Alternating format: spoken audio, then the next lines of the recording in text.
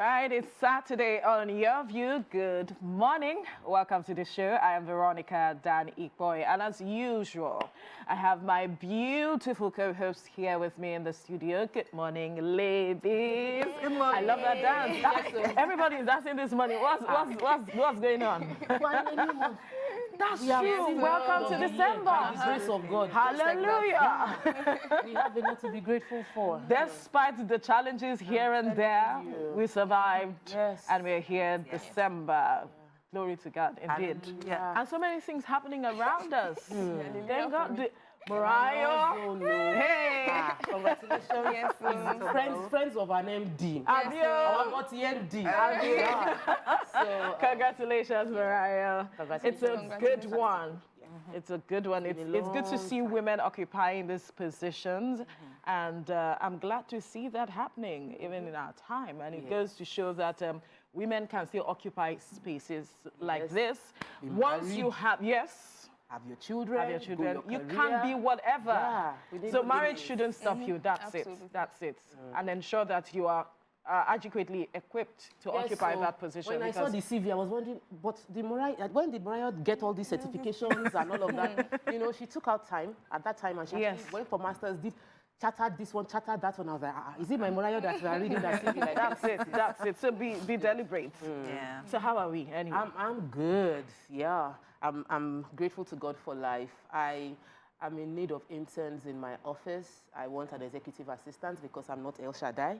I keep forgetting speaking engagements, getting double booked, having to run left, run right. I need an executive assistant and I need more interns in the office. So please shoot me a DM on my social media page. I'd love to. And I'm proudly wearing Ada's outfit. This is by Congratulations, Ada. Yeah, House of Vichy. She launched last week, Saturday, I believe.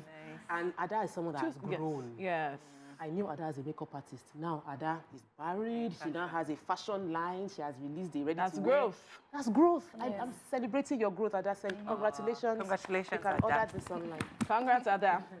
A good one. They pay like $10K for your internship. No. You want to read that, right? No. Our internship is free. The EA, you will get paid. Abby? Just kidding. Okay, so I'm fine. Right. I'm excited. We have new designs. Obviously, you're wearing one. Although we haven't displayed them yet on our social media pages, but you know, the inner caucus, the Yes, people I saw the purse. the people who have been, you know, they are on our mailing list, you know, they get to shop first and all of that. But we'll also release it to the public. To shop. So hurry up because this is peak season. Before you know it, you're all gone. I mean, sold out. You don't want to hear sold out. That can be painful. You know, when some people hear, do you still have the glasses? I want to order. Oh, sorry, sold out. Somebody said my chest. She was like, please, only one. It's good, but it's good. It's good. Well done. Toby. Wow. Finally, it's December. Abby, Christmas season. You can smell Christmas. I can smell Christmas. I can smell my son's birthday. So my sons, my two children were born on the same day. Oh, wow. And they're 3 years apart. And it wasn't CS. Oh, like God just arranged as it. in, So I'd never had a birthday for them. One is going to be 5, and that one that knows, come? Mommy, Daddy, I want a birthday. I mean, we don't. You can't escape fight. So I can't escape it this time, and fight too. my heart is doing as I'm hearing God first, and I'm saying, and he had actually said what he wants for his birthday. Right. So in my head, I went to Jumia, I went to look at the price. I said, Oga, how will we engage our son in this conversation? You should buy beans.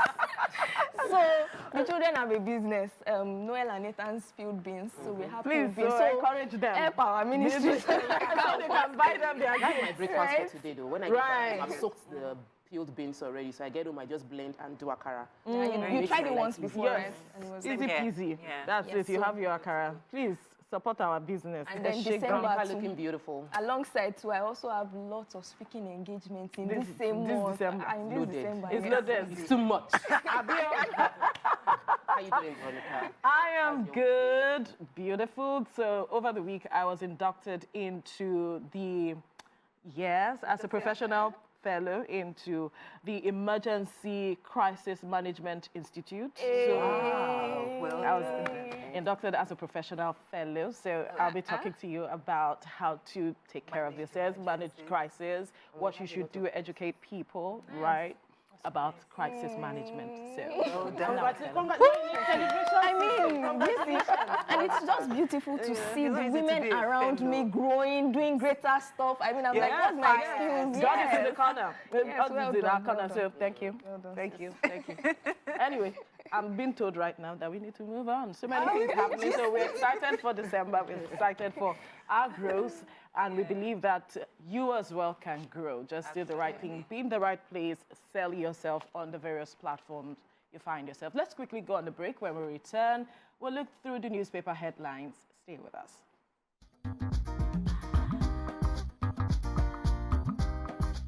Stay tuned.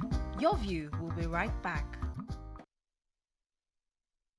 All right, thank you for staying with us. Before we go to the paper review, please do not forget to send us your touching stories to yourview@tvccommunications.tv. We would love to read from you. Now let's head to the newspapers. And the major story here on the front page of the Nation newspaper, tension in Kogi over gunmen's attack on resident electoral commissioner's residence. APC demands arrest of SDP candidate Ajaka over incident, says party trying to cover heist committed in Kogi East. We are not responsible for attack, SDP insists. Police confirm attack on INEC officials' home. Another story here, FRSC fines Nemasa 500 million naira over 2018 financial accounts, suspends Jamal's for delays registration numbers. Senate to federal government block allocations to unelected local government councils. Lawmakers tell Alia to restore SAC to Benue councils. Upper Chamber passes 2024 appropriation bill for second reading. House also. Now, 5 escaped deaths as NAV helicopter crash lands in Port Harcourt. That happened yesterday. CBN freezes accounts without BVN NIN from March 2024. Nigeria, Germany signed 12,000 megawatts power deal. Who has what story here?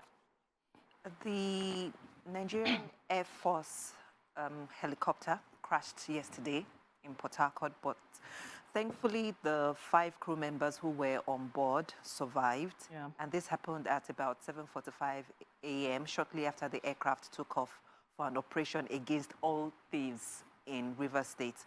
This was disclosed by the NAV spokesperson, Air Commodore Edward Gabwet, and he said that the crew members are currently being attended to at NAV Medical Center in Port Harcourt. He also said that the Chief of Air Staff, Air Marshal Hassan Abubakar, was on his way to Port Harcourt to assess the situation for himself and to give further directives. He went on to say that incidents of this nature are yet, again, a grim reminder of the dangers associated with military flying and the risks NAV pilots go through. And he said, despite all that, they will continue to protect the nation. So we are thankful that the crash did not claim the lives of the crew members. So, we're having a lot of aviation mistakes in recent times. It's worrisome because thankfully the ones that have been happening now haven't been we haven't had fatalities, but we have to, the aviation minister, the president needs to check on the aviation minister and put him on a checklist. There was a meeting, complained that he wasn't appropriate for that job. This week, there was a meeting this week where the minister met with heads of agencies with regards to the aviation sector to look into these matters, what really is going on, especially the Nigeria, aside Nigeria Air Force, then the United Nigeria, the incident that also happened where they landed in Asaba as against Abuja. So all of these issues, it's quite embarrassing. Yes, exactly. It's quite embarrassing. And then we have had, airlines overshooting the runway as well. There's so many issues going on. And so he had a meeting with them. The outcome of that meeting we are yet to know. And then he also spoke with regards to the matter of Nigeria Air that has generated a lot of controversies. And then he spilled some beans. And Nigerians have been reacting. But we hope that in the coming days that something will be done as quickly as possible. So I have 2,209 pregnant women 8 infants test positive for HIV/AIDS in Niger State. Oh, wow. And so these figures, over 2,000 women, pregnant women as we speak, have tested positive with HIV. And the story went on to say that these are the figures between January and October. This year? This year, this 2023. But currently in the state, over 34,000 people are living with HIV that have come out, that are tested, and are currently receiving treatment. Wow. So you can imagine the number of people that the government does not have the statistics of. And the reasons are that there are lots of female sex workers in the state. Oh, wow. There are gays and transgenders in the state. Then a lot of people abuse drug through the injecting of needles by themselves. And so because of that, they are able to transmit the virus through that. And enlightenment also is a major concern also for this particular state. And so the government has come up to say that they are hopeful that something can be done about it, and that currently 37 healthcare institutions within the state are treating, can test positively. So most of the health centers, even within the state, cannot test for HIV. Are you serious? So even when they go, the results are inaccurate. Wow. So there are lots of things. There are many issues. Yes, within the state. When you were taking your time, I was wondering, this one that she's taking her time, but I think it's important. Yes. So even if they go, the probability of them getting the right accurate result is another concern within the state. We have a health crisis in the country. Absolutely, because we just saw a report where LASU said they're shutting down a certain number of words because of Jackpot syndrome. A lot of these persons have traveled outside the country. So the qualified staffers that should do this job, tests, a majority of them are no longer in the country, or they have moved outside of the state to get better paying jobs. And that's even Lagos, so you speaking. Did you see? No, so I'm talking about Niger State. In a Niger State, it will in even Niger be worse. State, some of them would have left Niger and come to Lagos, or come to Lagos or go to any other states to get better paying jobs. So that might just be the situation, unfortunately. I think we need to quickly go on a break. Oh, okay. Yes, we need to go on a break. When we return, we'll continue looking through the newspaper headlines. Stay with us.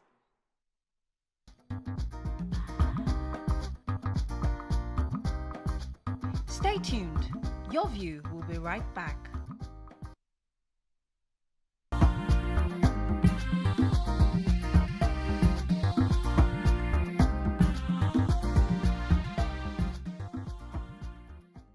All right, thank you for staying with us. We're still looking through the newspaper headlines. The Nation newspaper is still where we're at. And I quickly want to take this story, which I believe it's a worrisome development now, talking about teenagers killing certain persons. Now, another story, a teenager, Mubarak Akajiri, narrated how and why he killed a 62-year-old retired head teacher, Mrs. Adamolekun, after stealing her phone, valued at 66,000 naira. He said that the deceased had caught him and he used a stool to hit her continuously, and then she died. He went to steal her phone, basically. And unfortunately, when the deceased caught him, while he had stolen the phone, she held him.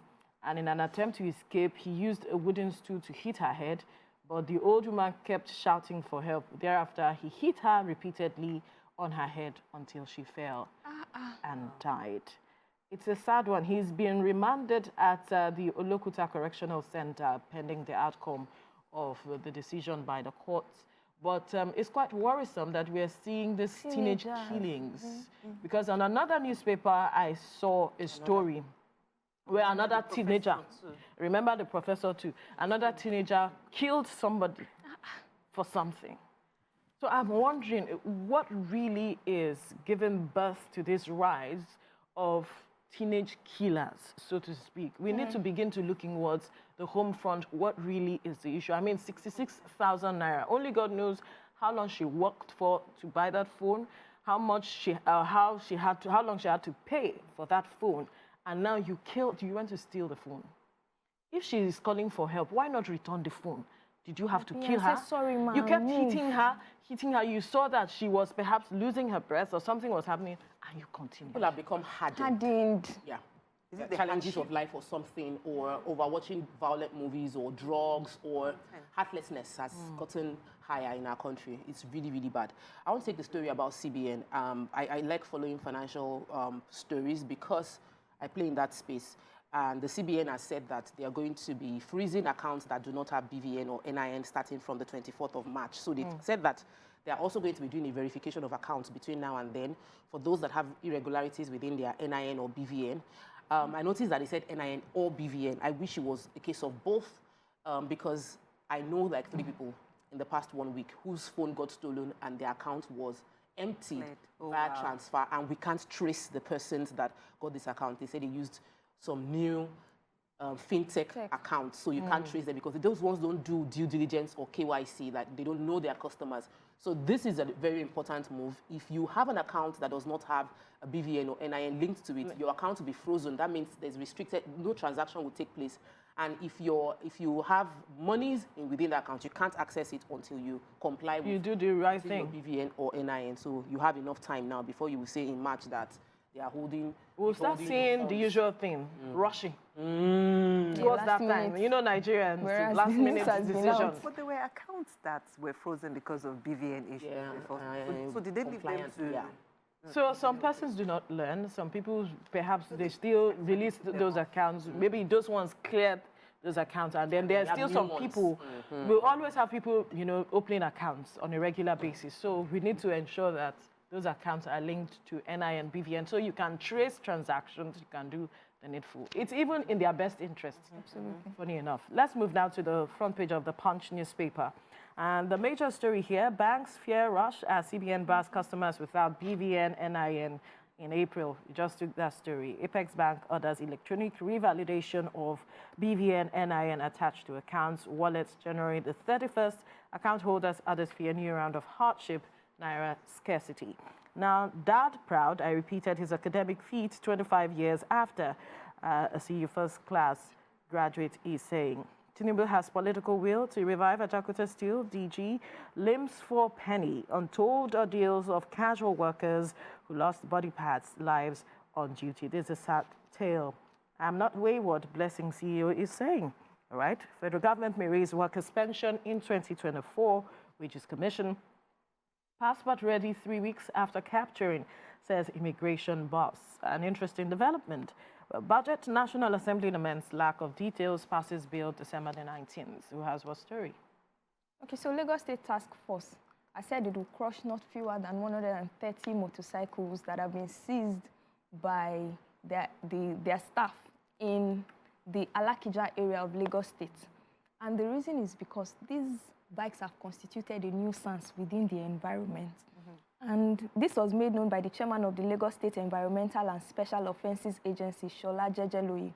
And one of the things he said was that after discussing with these people, stop moving on the highways, stop doing all of this, and they don't listen. The next thing they have to do is to enforce the law, which is about seizing their bikes. And in some of those instances, there are times where even passengers will be on the bike, and it's always very, very rough. But they say they don't have any other choice, that that's what they have to do.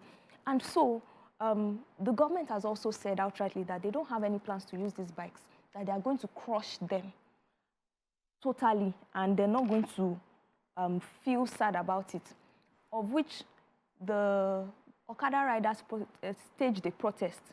And in that protest, they wanted to burn down their trucks. And so it was really all messy at the end of the day. But the government is still saying that we, as Ni say, we are not stopping. We are going on with this. And until you guys listen, I always pose a risk of loss of lives to you.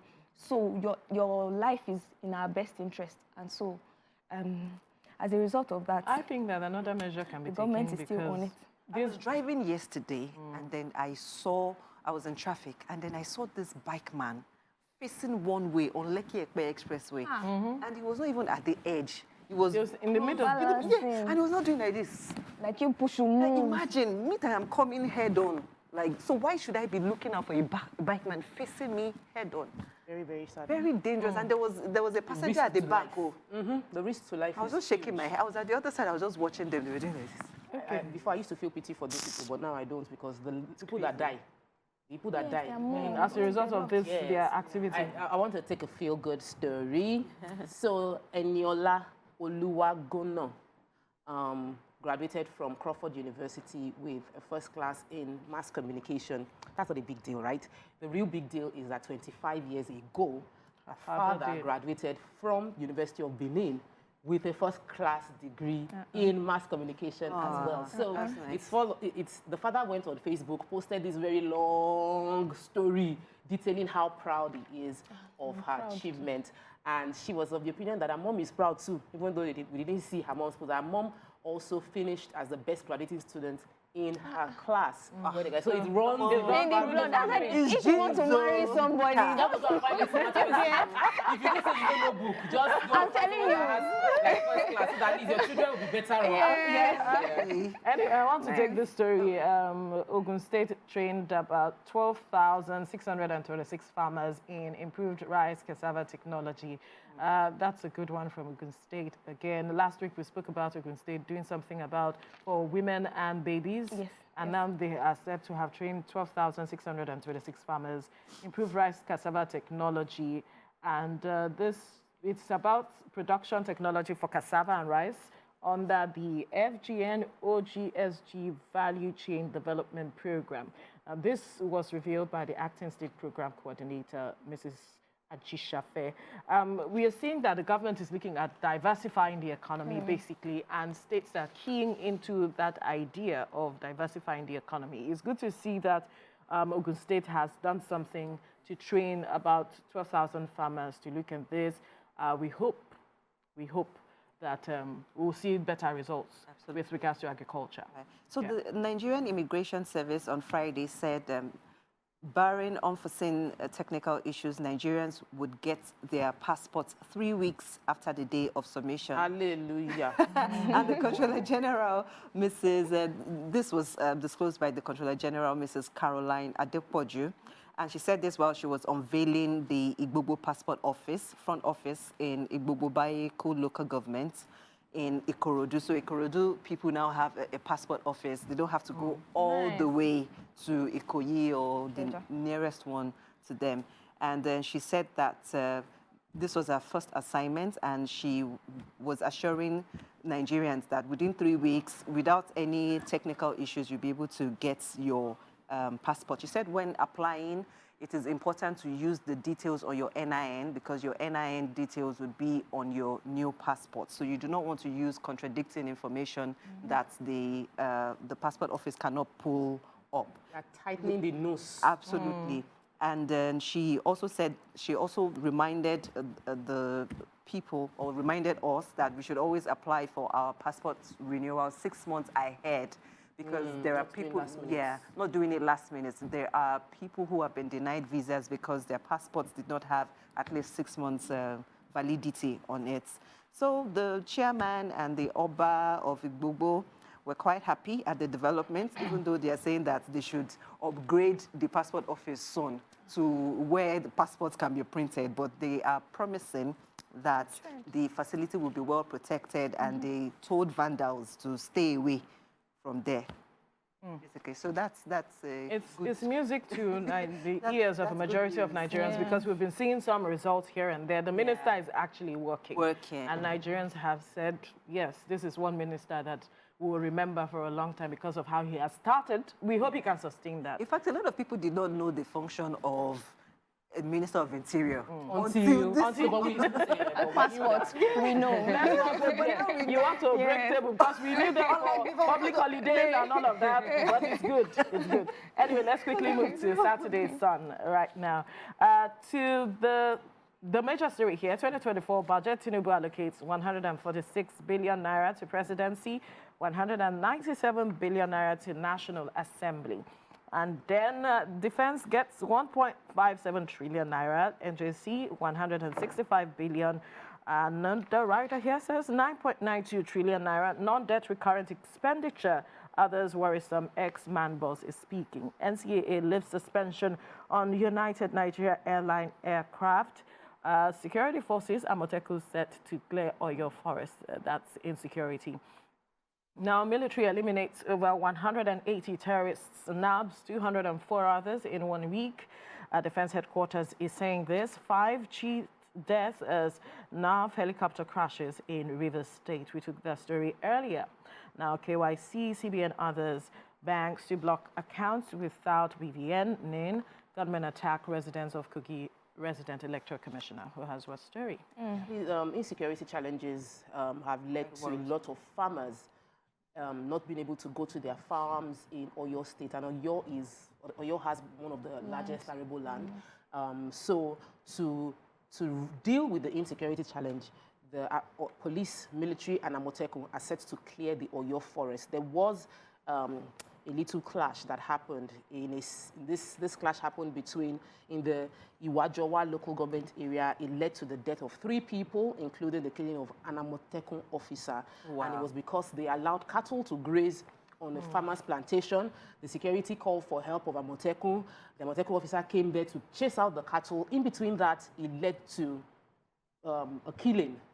3 people now died, including that Amotekun officer who was just there to do his job. Oh, wow. So now they want to do like a sweep of most of the forest, ensure that we don't have reducing kidnapping, banditry, and other forms of crime that are being perpetrated using the forest.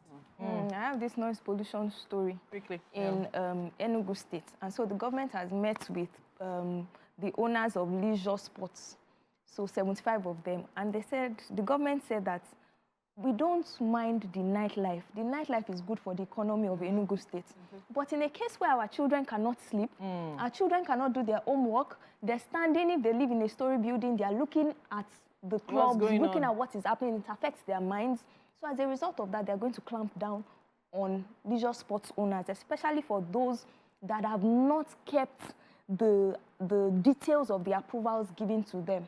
So open air spaces are going to be clamped down now, in a bid to ensure that the sanity of the state is preserved. And the government went on to say that for institutions or organizations that flout this, they're going to give them a 5 million naira fine once they close them down before they're able to reopen them again. Oh, wow. So I think noise pollution is not just I remember the story of the man that went into the church with 4 dogs because they had been disturbing his noise. Because of noise pollution. He went to attack them. That what? Kilo day. When is Enugu State? See what Lagos State is doing, for instance. Lagos is shutting down these businesses that have refused to comply with the directives. Let me quickly take this story about persons living with disabilities, their agonies. They talked about how the situation of the economy has made it difficult for them. Because of their limited ability, they cannot do as much. We see persons having 5 businesses, hustling here and there. They don't have that opportunity. And so it's difficult for them to really thrive or survive in the country with the current economic situation. So they're asking the government to look into their plight. Yes, we know that the government has been looking at various sections of the society with recently, the federal government talked about attending to pensioners, giving them some monies. So they are also calling on government to look in that direction as well. If they can be given some monies, perhaps 25,000 every month, to just help sustain them for their upkeep, seeing that they have limited ability as it is. So that's sustainable. We hope the government responds positively for them. We have to go now. I know you have stories, but I was enjoying the gist. Right? Don't worry, that's how much we can take on the papers this morning. We'll go on a short break. When we return, we'll move to our hot topic. Stay with us.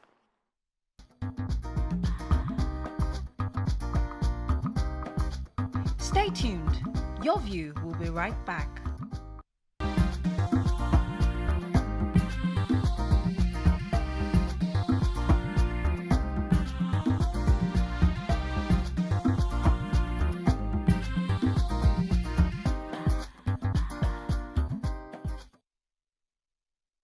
All right, thank you for staying with us. We found a story online.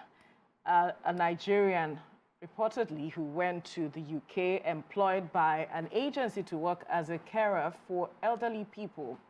All of a sudden, she was sacked because she prayed for her ailing patient.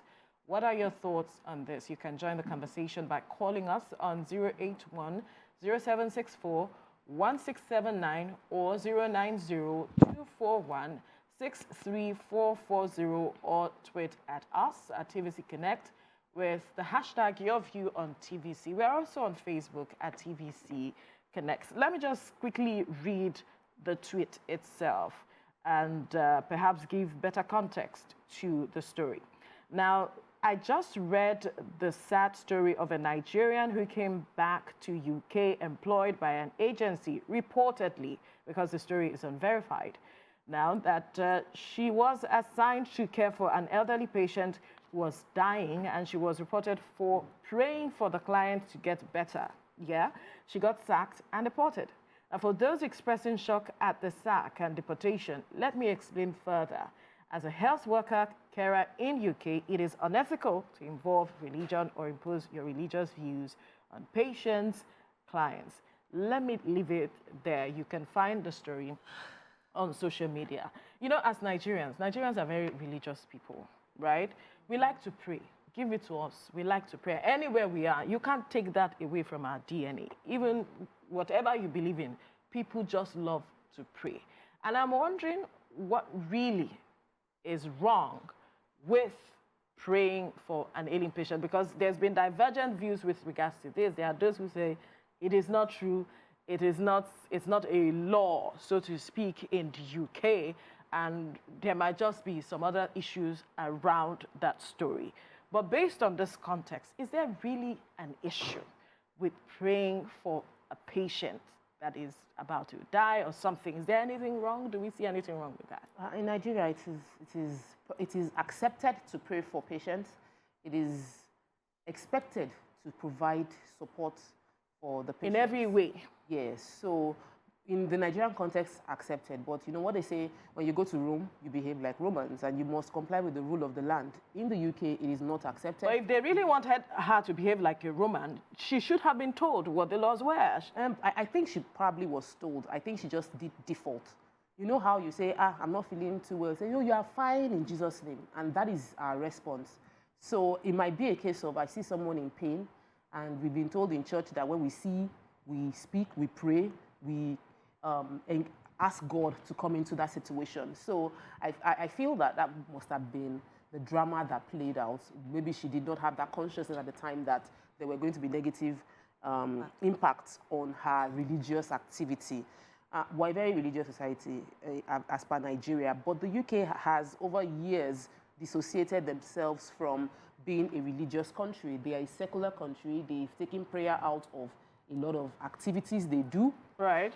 Specifically, and then in this context, none of the comments I've seen denied the fact that it was wrong to pray. What they denied was that she might not have gotten deported, that there was no reason for her to get that. For deportation, yes. Deportation might be exaggeration, but she could have lost her job if she was caught, especially if the patient is uncomfortable. If I am not a Christian and I'm a Christian. Now imagine I'm God forbid, I'm in the hospital, and my nurse you just prayed. And my nurse comes and is saying Assalamu alaikum and is now praying the tasbih on me. I don't believe in your religion. It's okay. Do your religion, but don't bring a nurse to me. Well, we do not have that brief. Don't bring it. If the woman she prayed for was a Christian or not. Yeah. We do not have the details don't of bring that. It to me. So if I report for her to begin that prayer, it might be that the woman might just be someone who is her faith as well, and she felt, okay, let me just go ahead and pray. Knowing the consequence of the law, she might as well have said, because we practice the same faith, let us just perhaps hold hands, or let me just hold you and pray for you. Not big deal. It's not supposed to be a big deal now. See, in this life, discernment is key. Chai. King safe. Discernment is key. Continue to pray for wisdom, knowledge, and understanding. When you get into a situation, it's very important that you observe. Just check to see if your way of life is accepted in that society or in that circle. Or in that circle. So although the deportation sounds harsh to me, but on another side of the story, the guy was saying that it is illegal to impose your religion on other people. How is that even so an maybe, so there's a possibility that she must have been trying, because we don't have the full story, she was probably trying to force this said person to receive these prayers. And this kind of behavior is very common with Christians that just became born again. Yes, so. Or the ones that the Christianity is just shocking. You know, God, we know that God can do wonders. God has turned it's her faith. She wanted to exercise her faith. Is there anything wrong with exercising your faith? Exercise your faith alone. If you are praying for someone, the other person needs to also exercise their faith so that both of you can connect, so that that faith can actually turn to a miracle. So the miracle that happens at crusades, how many of them are actually exercising their faith? For them to get themselves, they do, because even the pastors will say, get your faith up. And then they will ask you, do you believe? Even Jesus Christ asked in the Bible, before do you believe in the Son of God? Do you believe that this miracle can happen? So the person that you are praying for must be able to have that faith, exercise their faith, so that both of you can connect. So in a situation whereby the person has said, don't pray for me, because the Christianity is shaky, your faith is shaky, or you too, you want to perform wonders, or you want to turn water to wine, you too immediately, you now... She was exercising her faith, for goodness. Well, as it is now, she's back home. But I believe that her faith would definitely, and her trust in God would definitely, make lines, for pleasant places. Because I know that God, the God that she believes in, would not leave her stranded. Absolutely. So, I am seeing this as persecution. Even God. I'm seeing it as persecution. Yes. I like that too. True. And the Bible blesses people. Blessed are those that are persecuted. So there's if you're a persecuted person, God is going to give you more blessings. And a lot of people in the comments, sorry. Toby wanted to speak. A lot of people in the comments were like, people left, NSPPD people left the WhatsApp group. I think that wisdom is profitable to direct. Absolutely. She's not wrong to have prayed, right? But praying, and I think that it's a function of the culture in which we've raised ourselves, our children, such that even if you're having morning devotion in the house, and maybe there's one child that is just quietly praying, the mother is saying, open your mouth and pray, such that whether you are praying in silence, it doesn't look like you are actually... It feel like say, God knows they hear that prayer well. So you would not blame that kind of person that believes that until I actually speak to this person or pray with this person won't get healed. Rather than saying that I would pray for this person quietly and trust God by myself for this person's healing, they would rather want to let the person know that I'm praying for you. And that stems again from our culture, such that if somebody is expecting a child, mothers, grandmothers, neighbors, they say, God will answer your prayer, God will do this. They would put it, some of them will even say, some of them will even say, I'm praying for you. Helping the person's I'm praying for you, God will do it. But that is putting the person under undue pressure. Really? If the person has something to do about it, the person would have done something about it.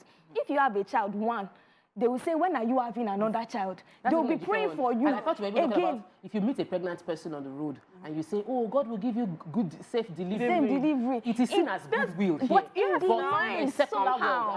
If I don't believe in that, I'm not in your... So I can't wish you well. So I can't wish you. Is there something wrong with wishing people well? You can wish people well, but there are some cases where it doesn't seem necessary. You don't have to make everybody know that you are praying or you are wishing the person well. And another thing is that for some people, culture plays a huge role. You've left an environment, right? Culture shock. Culture, you've left, but the culture has really never left you.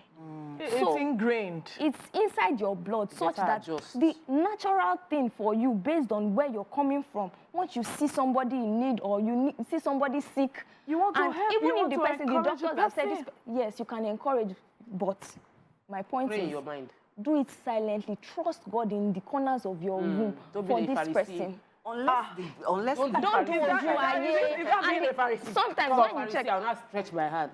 I am praying for you. God will heal you. You're doing a public show of your religious activity.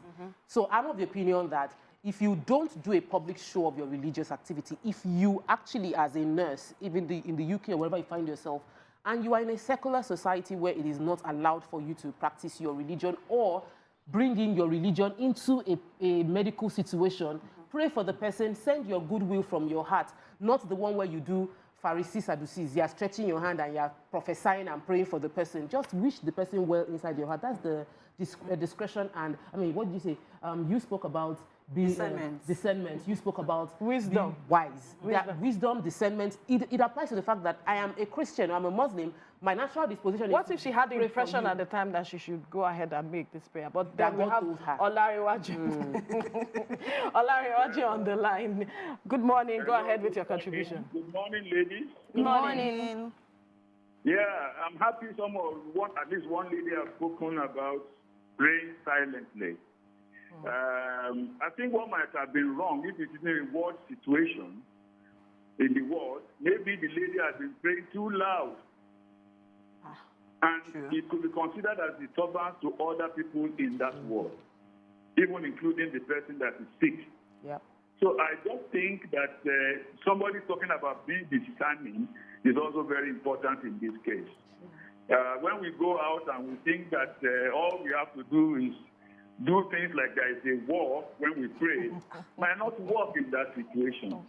So I think maybe when the lady has another chance in future, she should know that you can project, you can bless people without the loud way of praying.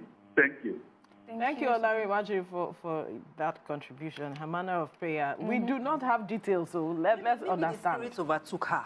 You know when you're in the spirit, and then you start praying for healing, and then you start rabashing and then we're just kind of like generalizing, thinking that it's a Christian kind of praying. She, like you said, she may have been praying Muslim kind. It might even be traditional where she was holding. I went to Singapore. It was a spiritual retreat. Right. So we were supposed to be like, pray, slay, all of that. And see, that's how we entered. They came to pick us at the airport. We started praise and worship. Now, I'm a Christian. I enjoyed it. I went in the spirit. One other person beside me felt like, this was a 30-minute journey. We prayed from the beginning of the journey all the way till we got to the airport. Let us learn the Singapore before we start this, our prayer, our spiritual retreats we're doing. We are Nigerians. We are loud. Most Nigerians. And we don't know how to do things in a silently. They must know. We were there, like these people were asking, where are you from? Where are you from? Where are you from? I said, Nigerians show up. You cannot say you don't see us. Right. Because we are like that. And in a society that is not America. America, you can loud your loud in America. In the UK, they are reserved. Very reserved. They will insult you. You don't know you have been insulted. They are the kind of person that they are very packaged. So you now came there and brought your Nigerianness and your Nigerian spirituality there. We carry you away. If your spirituality was really working at home, why did you jump back to UK? No, yeah. Again, she got the job opportunity. She got her prayer was for her. That was why she went to the UK. That was why she went to the UK. What did we carry? What did we show? We have Lekon. Wait, now calm down. We have Lekon calling from Alimosho. Lekon, go ahead. Good morning. Hello, good morning. Good morning.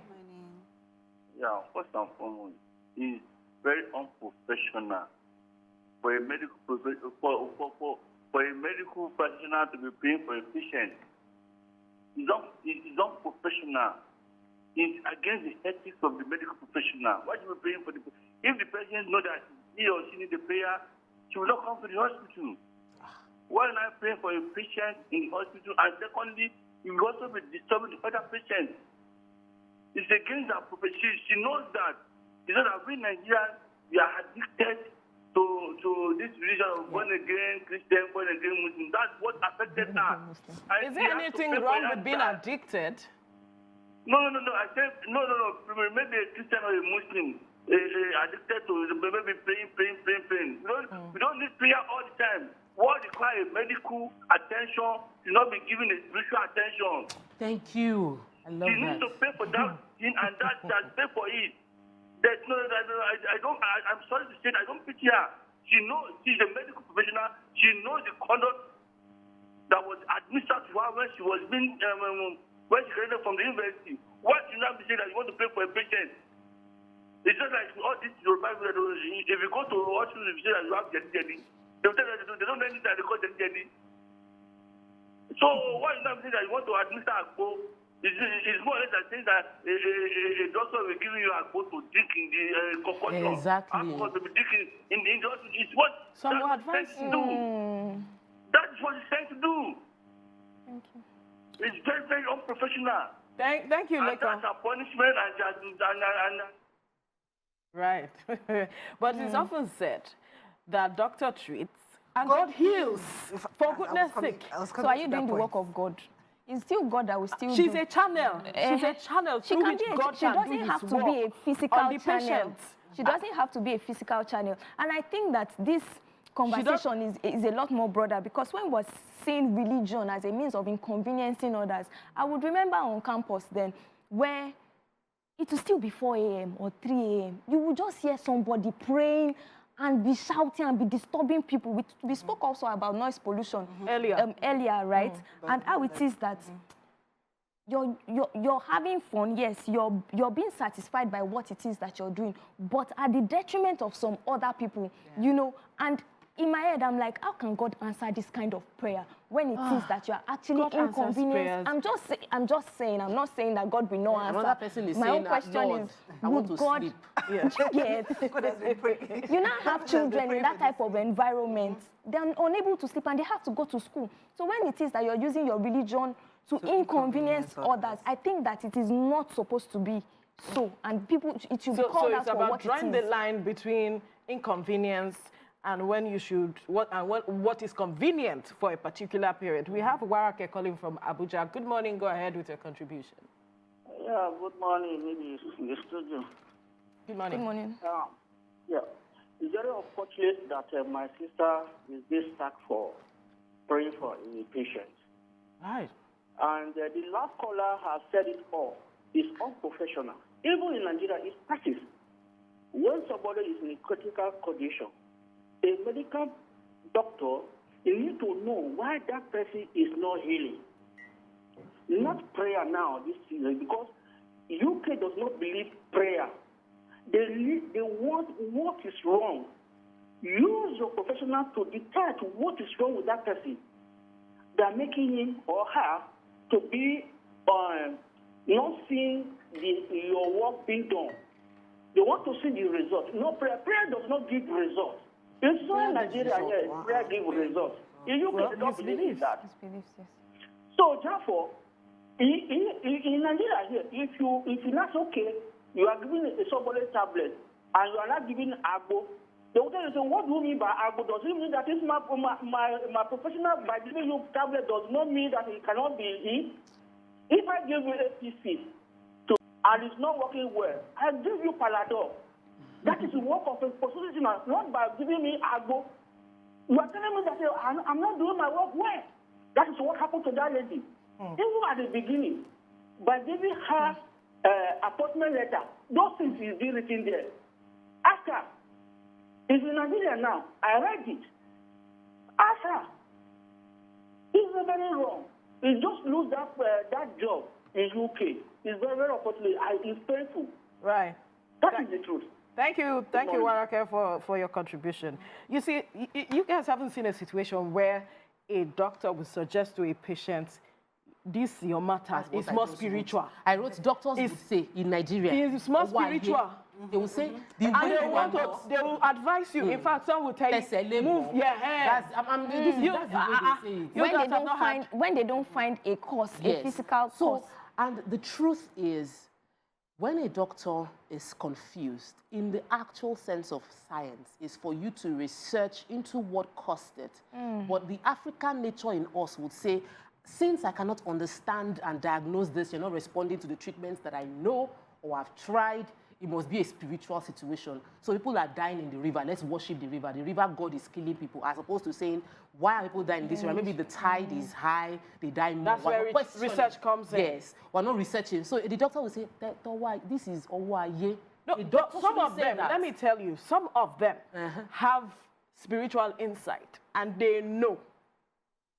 I'm speaking from a point of experience. Yes. They know that this whole thing that you are trying to solve in the hospital cannot be solved here. Yeah. It has to be done spiritually to address it. Yes. So when you now go to America or to UK where they don't believe there's a spiritual problem, what will you do in that case? You will leave them to their beliefs. You can't impose your beliefs or your ideas, because some people have, in Nigerian context, they say they have the gift of sight. So imagine you are a nurse and you have the gift of sight and you are able to see a patient and see that, oh, there must be a spiritual dimension to this thing. It is not your place because you are not there as a spiritual sight giver. Yeah. You are there as a nurse. You are there to nurture the person. We don't mind our business work. here. Exactly. We don't mind our business. Don't jump into Shabole, okay? Don't carry your mouth it's into what is part not your of their business. job. Hippocratic oath. Their oath is to save lives. Yes. Isn't it? And On so the whichever other- way they want to save that life is what they'll put forward. Don't you think? When the caller was saying that prayers don't solve the problem, you know, the spiritual part of me, the Christian in me, it just was uncomfortable with that. But my pastor has said that prayer cannot, no matter how much you pray on a bad road, prayer will not fix the bad road. You will need to get engineer to pour quota on the bad road. Prayer doesn't tire a good road. Prayer will not take the parts where we as human beings should do. And Africans, Nigerians need to get it. So when you travel abroad, you're not going to a developed country to go and pray for someone who is on a deathbed because you feel like that is going to solve a problem. If you want to pray in your mind, understanding that what they need and require from you at that point in time is not prayer, it is the palliative help to give them your presence. You know, that's why engineers be praying in Nigeria that the road will be good. You're not meant to pray as an engineer. Absolutely. Pray in your house and bring your science You can pray brain. to force the government's attention to focus on to do what somebody will still what do. it should do to do what is necessary to be done. Anyway, Tunde calling from the island. Tunde, good morning. Go ahead.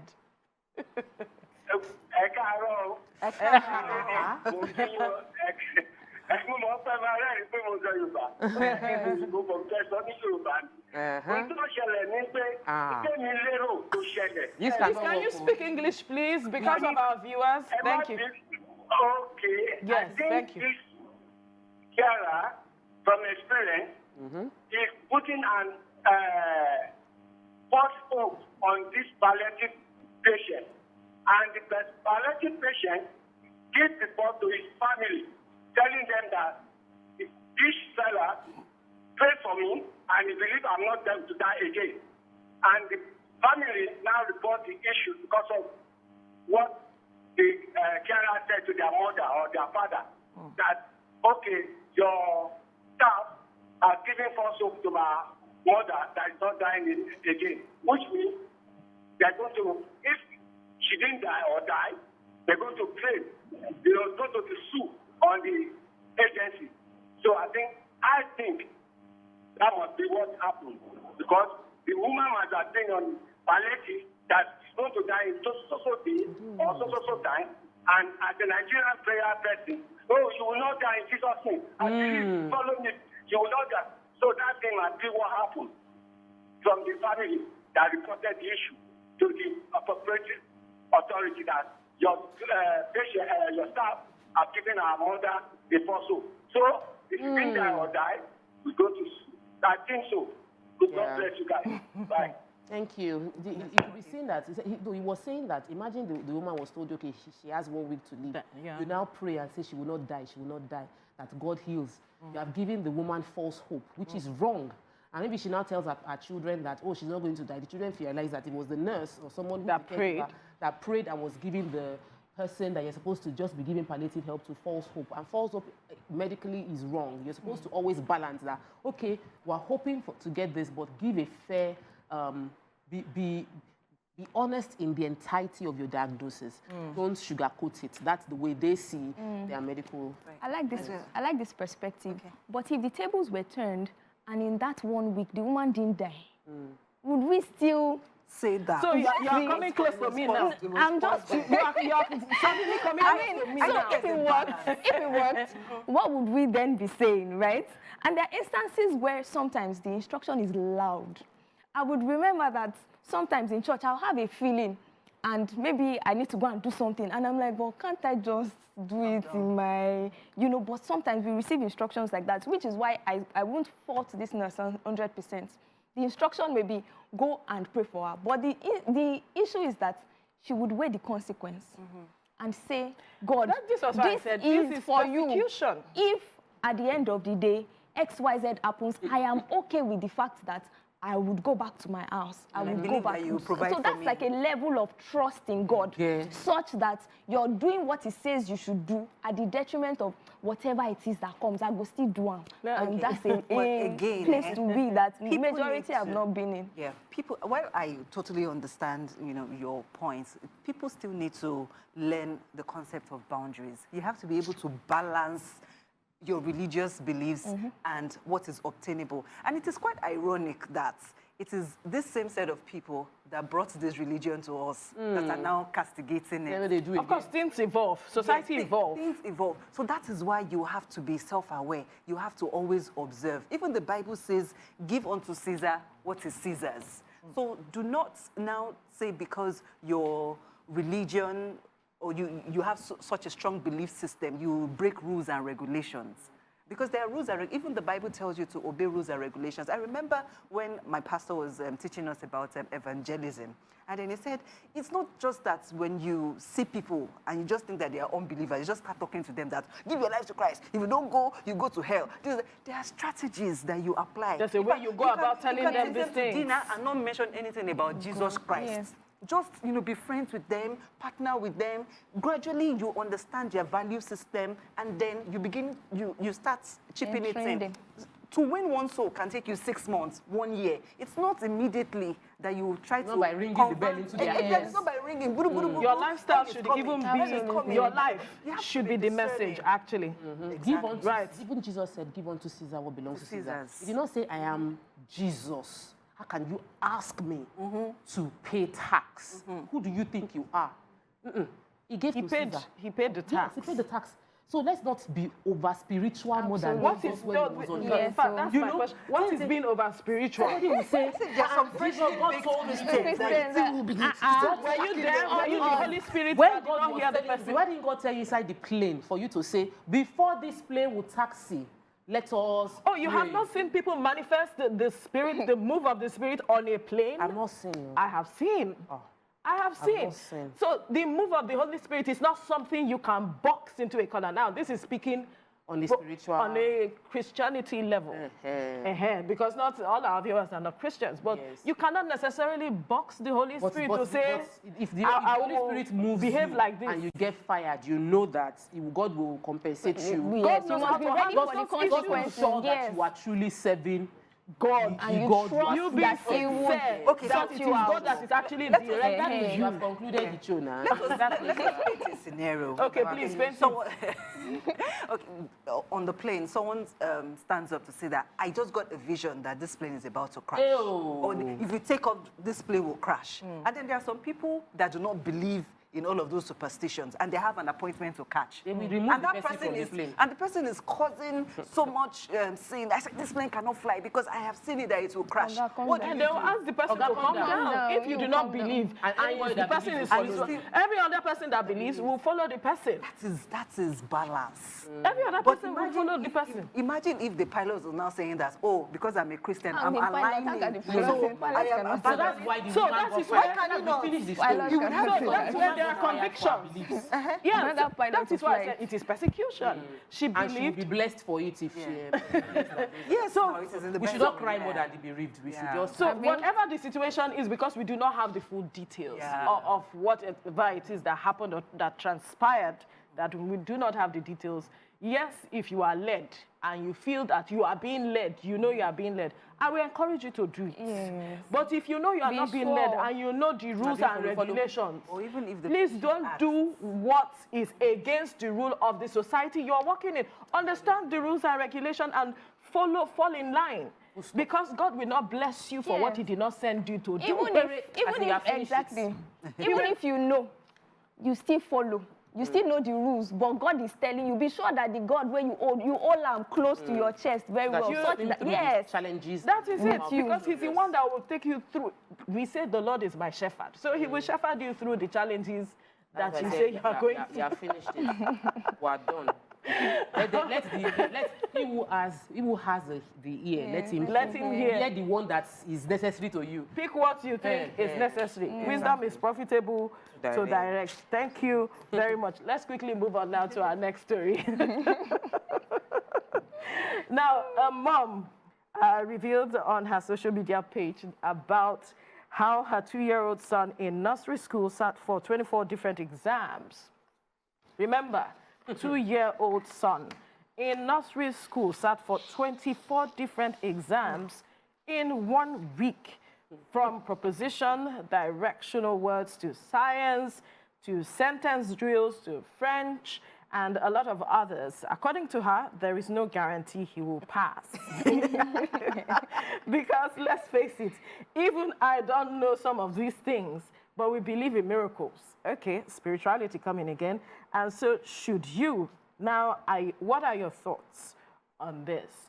Why put a 2-year-old through this? Again, you can join the conversation on 081-0764-1679 or 090-241-63440, or tweet to us at TVC Connect with the hashtag YourView on TVC. We are also on Facebook at TVC Connect. Why put so much pressure on a 2-year-old? 24 exams in 1 week. I saw the timetable and I was like, 2-year-old.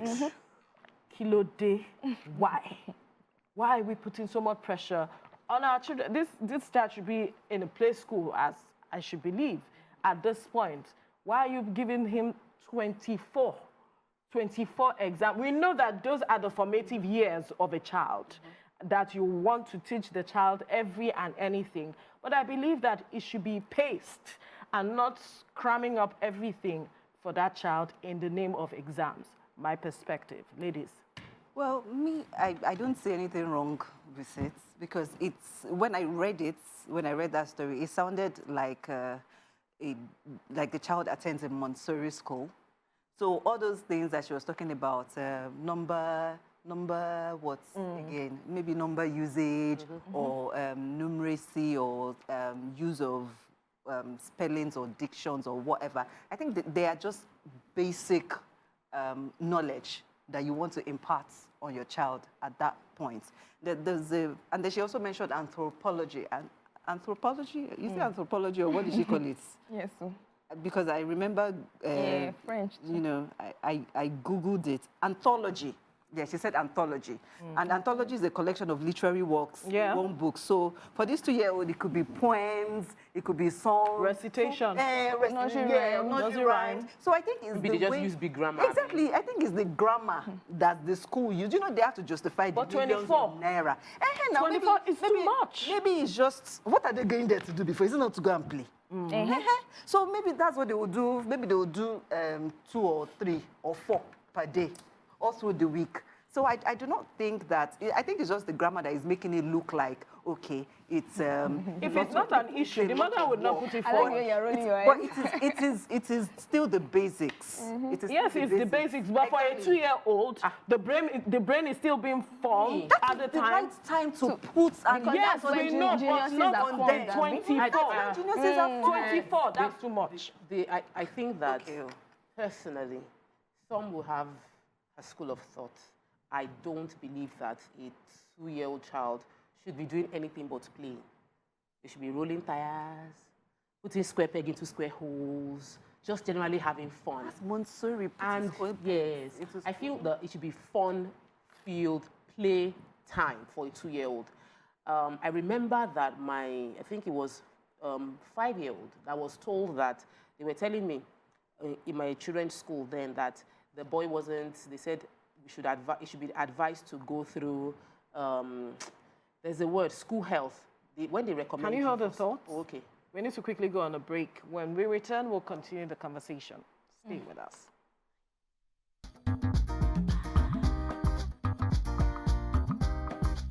Stay tuned. Your View will be right back.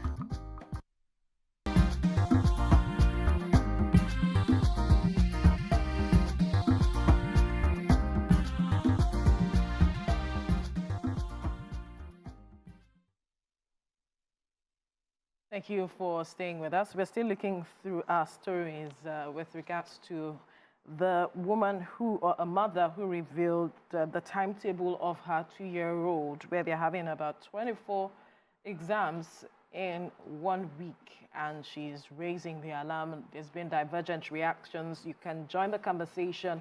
Call us on 081-0764-1679 or 090-241-63440, or tweet at us at TVC Connect with the hashtag YourView on TVC. We're also on Facebook at TVC Connect. Talk about, you were telling us your story. Yes, so I was told by my school that because my son, one of my twins, was not as responsive in class, that we should be advised to visit school health. And school health means that they are doing an evaluation of your child if you will need learning support. So when I think maybe it was 3 or it was 5, when I told my husband was like, my son does not need the learning support. He does not need to do school health evaluation, whatever that. This boy is too small. He's supposed to be playing, and they should give him the time to play. I think they were 3. And by the time they were 5, he was most improved. By the time he was 6, we're talking constantly 90-something% in his overall exams. That same person that was advised to see school health, sometimes we're in a hurry. We don't give children proper time to develop. And we're evaluating them based on their ability to recollect and regurgitate what you've asked them to. So if you're asking a 2-year-old to go through 24 subjects in 1 week, to be evaluated on it, I don't believe in that idea of they are evaluating to be sure that the person is assimilating or not. Let the children have fun, engage, learn. At the end of, by the time they are like 8, 9, they have gotten used to the interesting part of learning. Then you can ask, what have you learned? You're understanding that, okay, these are the things that, this is the area of strength, this is the area we need to work on. 2 years is too early for a child to be even going to school. They should be at home with their children, with their parents. In Nigeria, back in the days, people suck till they are 3. You know, they're like babies are still sucking till much later in their life. They walk to go and eat, and they come back and suck breast. Or walk to go and eat. They open the outfit by themselves. So I think that we are in such a hurry to take our children to grow through school. You see somebody at 10, they're already in GSS 1. Why? What exactly are you trying to achieve? The child gets into university at 16 and is there a problem with that? Some schools don't even allow you to get in until you are much older, because you have the maturity to handle the responsibilities that come with that expected that school age. It's not a one-size-fits-all. Some people would follow Dami's school of perspective. But I personally formative years where you can inculcate this knowledge. Don't rush it. Don't rush, and don't be too hurried to judge a child as being dumb or dull, because some children take time. Invariably, they should not have exams. That's what you're saying. Full stop. I like your first contribution, which was supposed to be my opening remark, that we shouldn't rush our children. And I think that is very important because, like you said, children grow at different rates and stages, right? And I think that for some parents, they use things like this as a bragging right, that my child can. At 2, my child can read. At 2, my child can write, you know, and they say it among themselves. And I'm like, I don't understand. 2 years old. And as a result of that, for some parents like me who would not want to get into that WhatsApp group, I'm always, you know, sometimes may feel like, what's kilo day? A 2-year-old child for me should be sleeping, waking up, playing, sleep, and repeat. Same thing, right? And I think that for some parents, this mother came out on social media to complain. Auntie, if you have a problem with it, you should be taking your child out of that school, not coming on social media to be explaining. Why is your 2-year-old child in that school in the first place? Do you understand? You obviously do not agree with what is happening. There are options even around your area. So I think sometimes in a bid to let's go on social media to say our stories, how are you helping the child? I mean, you should be taking that child immediately away from that kind of school. Maybe you didn't know from the beginning. Say you like the facilities and you put your child there. Exam came, you saw it. You should be having the conversation of, I don't want again, I know they do again. Waiting for you to land.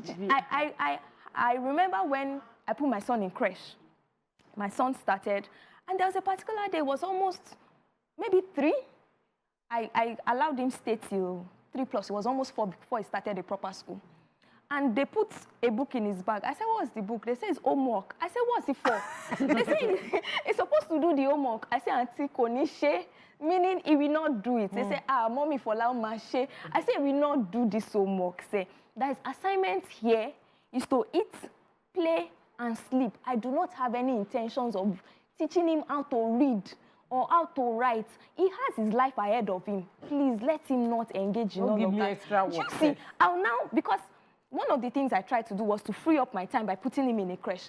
Now, you now want to give me back that go and do homework how will they justify the monies you're paying? I don't want. Just let him play and sleep. The fact that he's leaving the house and he's coming back safely is enough for me. To justify you get that, Lord JD. So I think that for us, and you really cannot blame some of the parents that want their children to be high flyers. The society also. I mean, if a child finishes with a 2-1 or a 2-2, no newspaper will carry it. But that first class, you finished first class. I mean, it was the first class.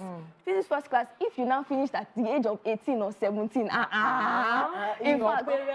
your parents are superstars. Right. So I think we should reduce the pressure. Don't pressure parents that don't. Let us breathe. Let the 2-year-olds breathe. I mean, I think that we are exaggerating these things. Thank you very much. Yeah, because I'm looking at the subjects now. Proposition directional. I'm even looking at the timing as well. What's the proposition directional words? Say go. To be able to say go. Don't evaluate me. Don't evaluate me. Let me go my goal. Wait now. These are the kind of activities what is that you wrong need with to evaluation? Engage. These are the kind of activities that you need to engage these kids such that you can determine if they do not have developmental issues. Like children with autism now. If they cannot do some things at a particular age, those are the areas, those are the times that you know that you're supposed to take this child to the hospital so that they can quickly address whatever challenge the child has. And now you're saying that we should not put pressure on the 2-year-olds. It's not that they're telling them to write an essay or for them to solve algebra. These are just little things that you help. You said that they should have fun. Fun is and the anthology. They will read poem. They will sing. So why are they assessing a 2-year-old on that? Why should you assess it?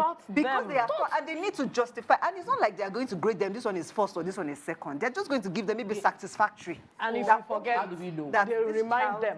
Okay, we have Leonard calling from Warri. Leonard, good morning. Go ahead with your contribution, please. Leonard, are you there?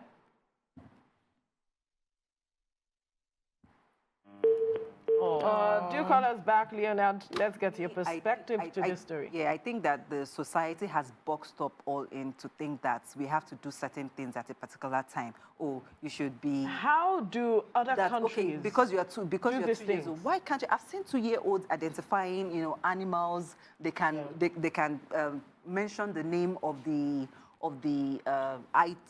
animal or item or whatever you show to them, and because that's their formative years. If you identify the genius in them. If you look at the if you check researches around, you would see that the best time to teach a child a second language is before that age. Yeah. Exactly. So those are the times that you have to really impact what you can. Put all that you can there in their brain so that they have their own interest as they are growing up. So I don't think it's a lot of pressure. It's a moment you can easily... like, 24 subjects, but it's not like they are sitting down to write anything. There were time allocated for them. It is just what they have been taught. And of course, there's a need for evaluation. You cannot be sending or paying millions for a child to be in creche or KG1, and you cannot even assess to say that for a child to be in KG1. It depends. It's your budget. Yes. What you can afford, right? Okay, we have Christian calling from. Okay, this morning Christian is calling from Agor. Oye. We have heard you. Christian is calling from Agor. Go ahead, Christian. Sorry. Right. Please call back again. There's something. Sorry. In responding to that, I think that when you hear the word assessment or pressure or exams, it puts some kind of pressure on you, whether you like it or not. Why? So for a child, for instance, a child is not always pressured when you talk about exams. So for me now, I know what I went through in the last 1 week because my son, my 4-year-old child, was writing assessment. They say they're not even calling it exam again.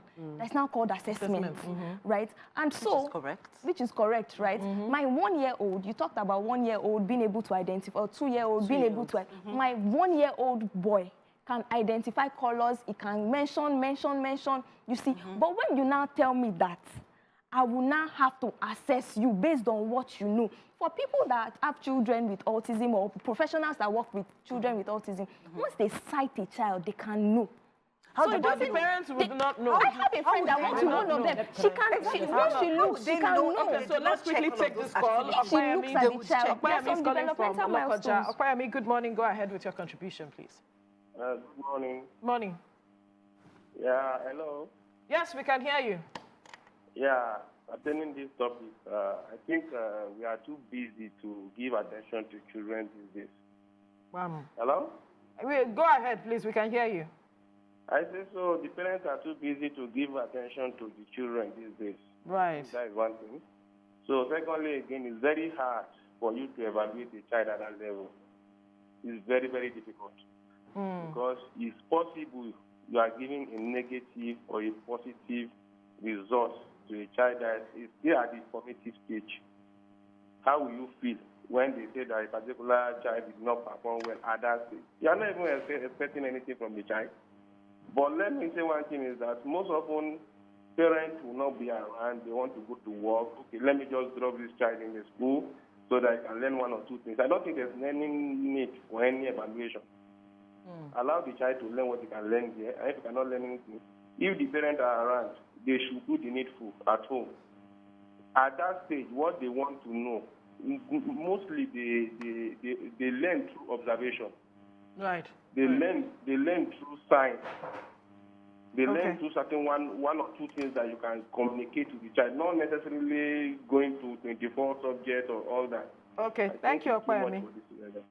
Thank you very much for your contribution. Right. Okoyemi wanted to say something. Yes. One of the things that worry me about doing this early assessments for young children is the fact that they might be getting wrong labeling. They might be labeled as slow, they might be labeled as having learning difficulties, and they might not get a fair hearing going forward because they've been put into a box. And I think that children have different types of intelligence. Absolutely. And for a visual learner at 2, amazing. The person can quickly catch things. Identify easily. And some other kind of learning, maybe kinesthetic learning, or someone that is more of a listener, might not find it that easy, and the person cannot communicate yet. So I know it, I cannot communicate yet, and I'm more of a listening person. I don't see all your colors, it doesn't connect with me. It will be wrongly labeled or boxed into someone who is interesting. Someone who has a learning deformity. So I'm of the opinion that we should let children play. We should give children the time they need to grow. When I was much younger, a 2-year-old is put in Jealousy. What they go and do there is just to sleep and just play and interact. So what you want for a 2-year-old is social interaction, play, have fun. As they get older, we're exposing them to more responsibility, and we're not expecting that, whether they pass or not pass limits who they are. We have Gesinde from Ilorin. Good morning, Gesinde. Go ahead with your contribution. Yes, good morning, and my sisters. You see, nowadays, I don't see the reason why even 2 years people should be taken to school. In our days, I think if I can remember, I went to school when I was 7 years old. And today, some of our colleagues today, they are professors, they are medical doctors, they have so many of them in different professions. And today, I can't see the reason why the parents now took a 3-year-old to school, they said to pay 70,000, and he went there to go and sleep. You cannot have that, you have that money. You need to invest money on another thing.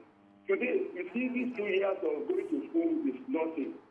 During our days, I can remember, even at 4 years old, we are still chasing our mother, going around to breastfeed us. But today now, they say 6 months. So that issue of going to school at 2 years and giving them almost 7 assignments is as bad as anything. Even today, you can see, some of them who graduated, they graduated at the age of 16. What are they going to be doing? 53 years old. During our days, we graduated from secondary school at the age of 16, 17, a thing. And today we make it life. So please, I want to advise the parents today. I want to advise them.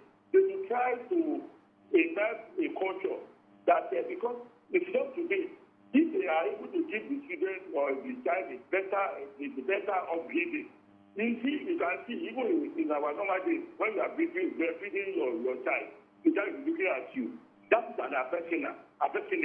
But today now, the parents don't have any, today, don't have any affection on their children. That's why you see, they say the child attack your mother, attack his parents, and please, I want to advise, that's your program. I think I'll be contributing. God bless Nigeria. Thank you. Thank you, Gasile, for your contribution. God bless Nigeria indeed. One thing I would like to point out, when you tell your child, your 2-year-old, touch your head, touch your nose, show me your hand, what do you think you're doing? Are you not assessing? Are you not evaluating? Yes. I saw you post one video on WhatsApp, which when I commented that, he's so cute. I think after he identified some things, he now recited a Bible passage or something like Bible passage that I cannot recite. How did you do that? So it doesn't have to be that you have to send the child to school. You can even homeschool them. But when you are checking, when you're asking those questions, you are assessing them. And that is exactly what this school is doing. Okay, you've not had time to do this thing at home. You've sent them to school. Right. Or maybe you're not doing that number of assessments. So let us now take out time just once in 3 months just to assess, just to see if they have picked up things, just little skills here and there, language skills, number skills, direction, identify this one, that one. I don't think it's a big deal, though. I think it's just the way they wrote timetable for it and made it look like charging a lot of money. I mentioned it earlier. Perhaps they needed to justify whatever amount they are taking from the families and the parents. But you mentioned something, Tokwe, that I want to talk about, labeling or boxing children, so to speak. I think parents have a major role to play here. If a school is labeling your child, or perhaps been due to medical challenges, your child has been labeled, you have to do the job of not labeling that child, removing that child from that box or that label, or removing that label from the child. You have to interact with your child in the best way you can as a mother or as a parent, because you have seen the traces that, oh, this is how my child can learn. Now, parents have a major role to play when it comes to their children learning as it is. You have to get involved. You have to follow through with your child to ensure that your child gets the best, whatever the situation is, that you can help your child grow at their own pace.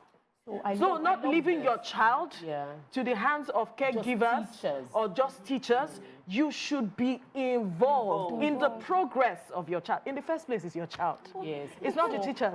What I like about your emphasis on that point is it's the role of affirmations, how you affirm your child, how you don't let the negative or whatever, the limited knowledge the teachers have, or the limited metric your teacher is using to assess your child be what you will use as a parent to assess your child. Your child's teachers should not know your child more than you. Absolutely. Yeah, and you should be able to be the one to bring that support and that.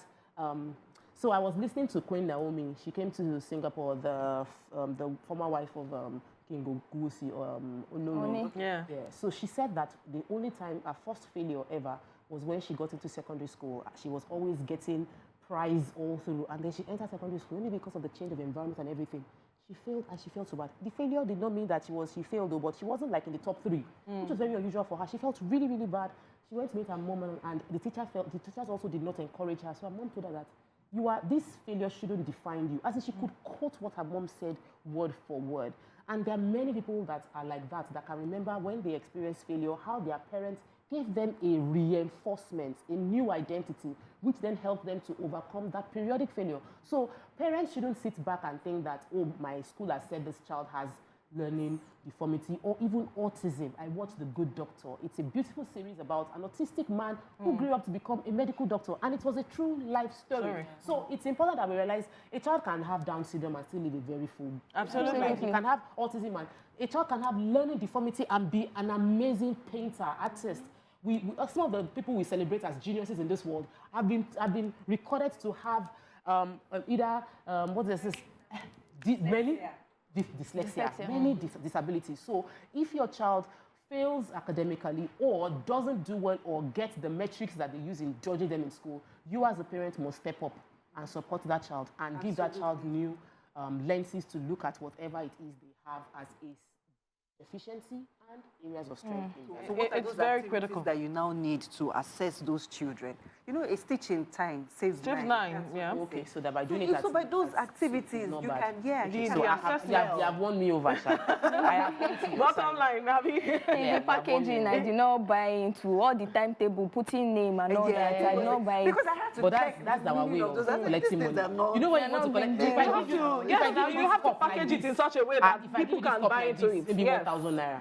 But if I want to give you this cup now and I put a ribbon and I put a transparent box around it, and I tell you, I didn't call it a mug. I said this is a vessel for consuming teas and coffees. This is not mug, it's vessel. And I put a ribbon. Or they can charge you $10,000 for the same cup. Of course. So that I think is what happens. So packaging, yes, you have to use big names so that to sell this kind of things, and perhaps is in an elitist environment. So they will have to justify whatever it is they are doing as it is. But bottom line for me, I think parents need to get more involved with their children. Bottom line, whichever situation your child is, affirm them such that they can have confidence in themselves, whether they are limited in ability. I really do not call people disabled. I call them as limited in ability, so to speak. So you are the one that can hold their hands to walk through the challenges they face, whatever time it is in their lives. And at the end of the day, it pays off for you, the parent.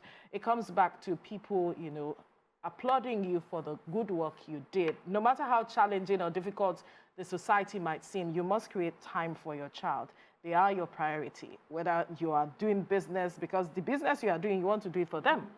But at the end of the day, if you're not giving them that time, at the end of the day, it will come back to haunt you. So it's important that you give your child the time they need as they progress through life. This is where we'll draw the curtains on the program for today. It's been an interesting one, ladies.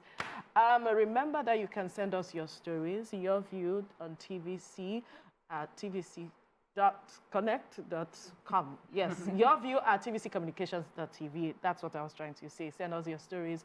We want to read them and we want to talk about them and perhaps proffer solutions at the end of the day. Thank you so much for being a part of the show. We'll see you again on Monday. Just stay safe. Bye for now. Bye-bye.